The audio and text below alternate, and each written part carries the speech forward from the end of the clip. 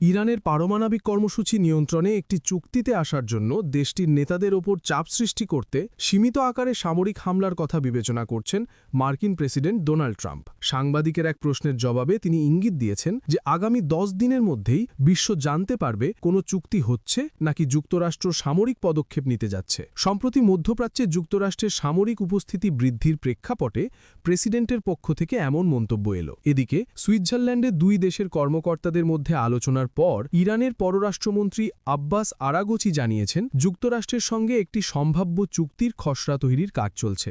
আগামী কয়েকদিনের মধ্যেই এটি মার্কিন বিশেষ দূত স্টিভ উইটকফের কাছে হস্তান্তর করা হবে বলে তিনি জানান।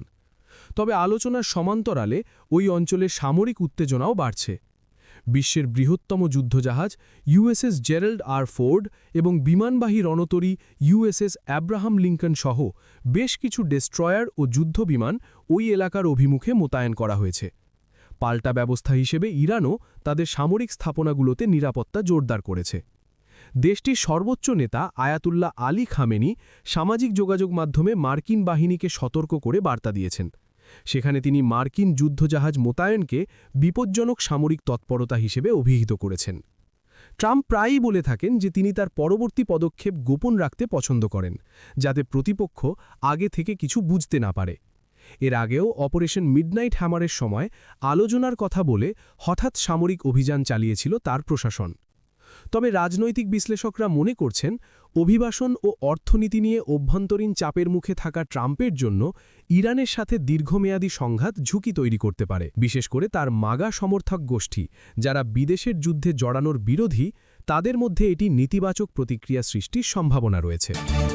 মার্কিন প্রেসিডেন্ট ডোনাল্ড ট্রাম্প ডেনমার্কের স্বায়ত্তশাসিত অঞ্চল গ্রিনল্যান্ডে একটি ভাসমান হাসপাতাল জাহাজ পাঠানোর ঘোষণা দিয়েছেন। শনিবার 21 ফেব্রুয়ারি সামাজিক যোগাযোগ মাধ্যমে দেওয়া এক পোস্টে তিনি জানান, লুইজিয়ানার গভর্নর জেফ ল্যান্ড্রির সহায়তায় একটি বড় হাসপাতাল জাহাজ সেখানে পাঠানো হচ্ছে। ট্রাম্পের দাবি, গ্রিনল্যান্ডে অনেক অসুস্থ মানুষ সঠিক চিকিৎসা পাচ্ছেন না এবং তাদের সেবা দিতেই এই পদক্ষেপ নেওয়া হয়েছে। নিজের বার্তার সঙ্গে তিনি মার্কিন নৌবাহিনীর হাসপাতাল জাহাজ ইউএসএস মার্সির একটি চিত্র যুক্ত করেছেন। প্রেসিডেন্ট ট্রাম্পের এই ঘোষণা কূটনৈতিক মহলে বেশ বিভ্রান্তি ও বিস্ময়ের সৃষ্টি করেছে, কারণ গ্রিনল্যান্ড এবং ডেনমার্কে উন্নত ও জাতীয়করণকৃত স্বাস্থ্যসেবা ব্যবস্থা বিদ্যমান, যা নাগরিকদের জন্য সম্পূর্ণ বিনামূল্যে প্রদান করা হয়। ট্রাম্পের এই ঘোষণার পর ড্যানিশ সরকার বা গ্রিনল্যান্ডের পার্লামেন্ট থেকে তাৎক্ষণিক কোনো মন্তব্য পাওয়া যায়নি। উল্লেখ্য, গত ডিসেম্বরে লুইজিয়ানার গভর্নর জেফ ল্যান্ড্রিকে গ্রিনল্যান্ড বিষয়ক বিশেষ দূত হিসাবে নিয়োগ দিয়েছিলেন ট্রাম্প। ল্যান্ড্রি প্রেসিডেন্টের এই উদ্যোগকে স্বাগত জানিয়ে বিষয়টিকে অত্যন্ত গুরুত্বপূর্ণ বলে অভিহিত করেছেন। কৌশলগতভাবে গুরুত্বপূর্ণ গ্রিনল্যান্ড দখল বা কেনার বিষয়ে ট্রাম্পের দীর্ঘদিনের আগ্রহ রয়েছে। গত জানুয়ারিতে তিনি ন্যাটোর প্রধানের সঙ্গে গ্রিনল্যান্ড নিয়ে একটি ভবিষ্যৎ চুক্তির রূপরেখা ঘোষণা করেছিলেন, যা ইউরোপীয় মিত্রদের মধ্যে উদ্বেগের সৃষ্টি করেছে। যুক্তরাষ্ট্রের এই ক্রমবর্ধমান হস্তক্ষেপ গ্রিনল্যান্ডের সার্বভৌমত্বকে ঝুঁকির মুখে ফেলছে বলে অনেকে মনে করছেন। বিশেষ করে যুক্তরাষ্ট্রের বেসরকারি স্বাস্থ্যসেবা ব্যবস্থা নিয়ে গ্রিনল্যান্ডের স্থানীয় বাসিন্দাদের মধ্যে তীব্র নেতিবাচক মনোভাব রয়েছে। মার্কিন নৌবাহিনীর কাছে বর্তমানে ইউএসএস মার্সি এবং ইউএসএস কমফোর্ট নামে দুটি ভ্রাম্যমাণ হাসপাতাল জাহাজ রয়েছে, যা সাধারণত মানবিক বিপর্যয় বা যুদ্ধের সময় ব্যবহৃত হয়।